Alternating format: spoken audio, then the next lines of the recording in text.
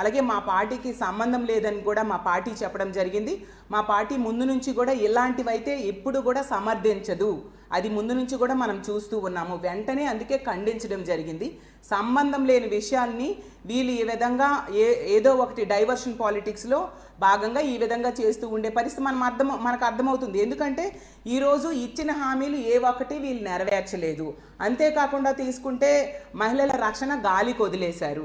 ఇన్ని హామీలు ఇచ్చారు, 143 హామీలు ఇచ్చారు, ఏ ఒక్కటి కూడా ఈరోజు అమలు చేయలేదు. అంతేకాకుండా ఈ కూటమి ప్రభుత్వం అధికారంలోకి వచ్చాక ఛార్జీలు, విద్యుత్ ఛార్జీల ధరలు విపరీతంగా పెరిగిపోయాయి. అలాగే రిజిస్ట్రేషన్ ఛార్జీలు విపరీతంగా పెరిగిపోయి, మరీ ముఖ్యంగా నిత్యావసర సరుకుల ధరలు కూడా విపరీతంగా పెరిగిపోయాయి.